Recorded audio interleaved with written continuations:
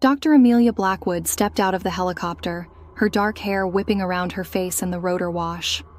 The remote research facility loomed before her, a stark concrete monolith against the backdrop of dense, misty forest. As the chopper lifted off, leaving her alone on the helipad, an overwhelming sense of isolation settled over her.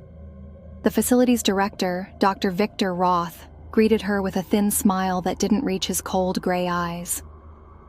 "Welcome to Site 37, Dr. Blackwood. We're grateful for your expertise in this delicate matter." Amelia nodded, suppressing a shiver that had nothing to do with the chilly mountain air. "I'm here to help, Dr. Roth. What can you tell me about this new monkeypox strain?" As they walked through sterile corridors, Roth briefed her on the situation. The virus had mutated rapidly, causing symptoms far more severe than typical monkeypox. Patients developed grotesque, pus-filled lesions that spread across their entire bodies within days. Many experienced intense fever, violent seizures, and in some cases, sudden organ failure. "It's unlike anything we've seen before," Roth explained, his voice clinical and detached. "The virus seems to be evolving at an unprecedented rate." Amelia frowned, her scientific mind already racing.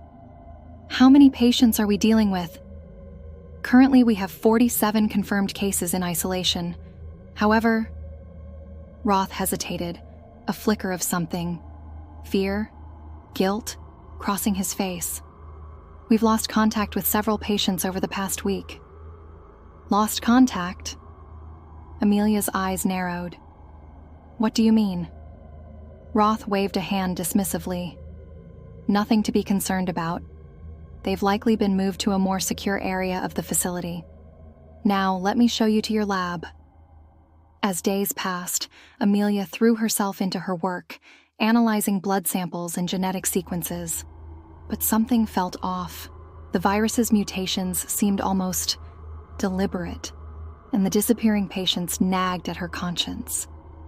One night, unable to sleep, Amelia decided to explore the facility. The corridors were eerily quiet as she made her way to the restricted wing. Using her high-level clearance, she slipped inside. The sight that greeted her would haunt her for years to come.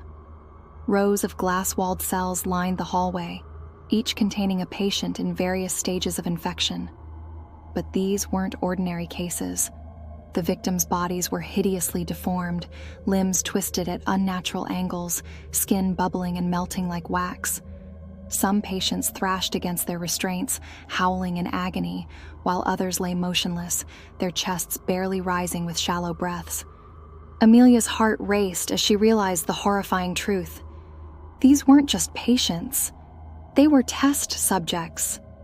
Dr. Roth wasn't trying to cure the virus. He was weaponizing it. As she turned to flee, a hand clamped over her mouth. "Tsk, tusk, Dr. Blackwood," Roth's voice hissed in her ear. Curiosity killed the cat, didn't it? The next thing Amelia knew, she was strapped to a cold metal table, Roth looming over her with a syringe. "You could have been part of something magnificent," he said, his eyes gleaming with madness. "A virus that could reshape the world. Imagine the power." "You're insane," Amelia spat. "This is genocide." Roth shrugged. "Call it what you will, but you'll be joining our little family soon enough." As the needle pierced her skin, Amelia's mind raced. She thought of her sister, Sarah, who had died of a rare genetic disorder years ago. It was Sarah's death that had driven Amelia to become an epidemiologist, determined to save others from such suffering. Now, she faced a fate worse than death. The virus worked quickly. Within hours, Amelia's skin burned as if on fire, blisters forming and bursting in rapid succession. Her joints swelled, bones cracking and reforming. Through the haze of pain, she overheard Roth speaking to someone. "The latest batch is ready," he said. "Prepare for distribution." Amelia's blood ran cold. They were planning to release the virus. Millions would die horrible, agonizing deaths. She had to stop them. But how? In her delirium, Amelia remembered Sarah's last words to her. Sometimes the greatest act of love is sacrifice. With newfound resolve, she formulated a desperate plan. Using every ounce of strength left in her mutating body, Amelia broke free from her restraints. She stumbled through the facility, leaving a trail of blood and pus in her wake. Alarms blared as she made her way to the main lab. Roth found her there, hunched over a centrifuge. "What have you done?" he screamed, seeing the vials of concentrated virus spinning rapidly.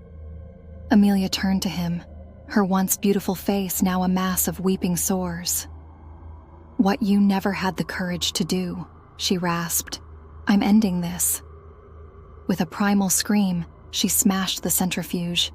The vials shattered, releasing a cloud of highly infectious material into the air.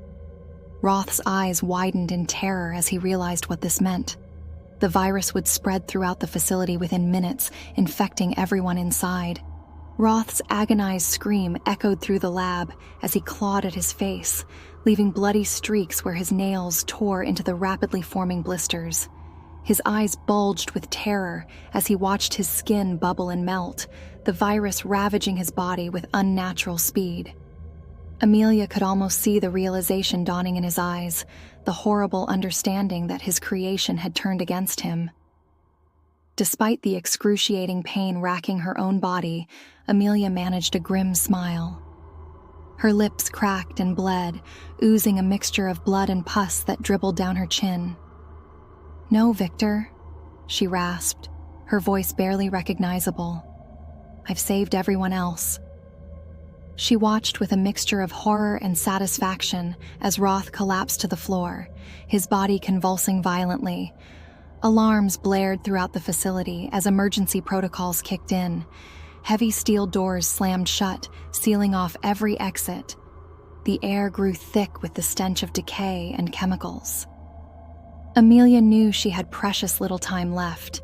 Summoning every ounce of strength remaining in her failing body, she dragged herself across the floor towards a computer terminal.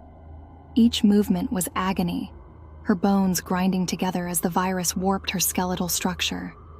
She left a trail of bodily fluids in her wake: blood, pus, and liquefied tissue that sloughed off her deteriorating form. Reaching the terminal, Amelia pulled herself up, her deformed fingers trembling as she typed.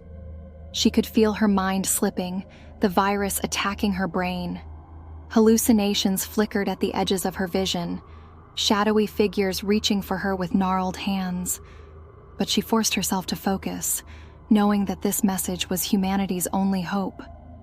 As she hit send, another seizure tore through her body. She collapsed, her spine arching at an impossible angle as she vomited a stream of black, coagulated blood. In these final agonizing moments, as the virus consumed her from the inside out, Amelia's thoughts turned to her sister Sarah. Through the haze of pain and delirium, she could almost see Sarah's face, smiling at her with pride. "I did it, sis," Amelia whispered, her words gurgling through the blood filling her throat. "I made a difference." With that final thought, she surrendered to the darkness. Days passed before a hazmat team dared to breach the facility. What they found defied description, a scene of unimaginable horror that would haunt them for years to come. Bodies littered the corridors and rooms, twisted into grotesque shapes that barely resembled human forms. Some had burst open, spilling liquefied organs across the floor. Others were fused together, as if their flesh had melted and reformed in the throes of death. The air was thick with the sickly sweet stench of rot and decay. In the main lab, they found Amelia's body slumped over the computer terminal, her fingers still resting on the keyboard. Her final message had saved countless lives, exposing Roth's insane plan and warning the world of the virus's potential devastation. But as the hazmat team surveyed the carnage around them, they couldn't help but wonder at the cost of that salvation. The world would never truly know how close it had come to annihilation, or the depths of suffering endured by those who had given everything to prevent it. As they prepared to incinerate the facility and all evidence of the horrors it contained, one team member noticed something that sent a chill down his spine. In a sealed containment unit, barely visible through the gore-smeared glass, a single vial of the virus remained intact. A ticking time bomb of unimaginable potential, waiting for the next hand foolish or desperate enough to unleash its terror upon the world.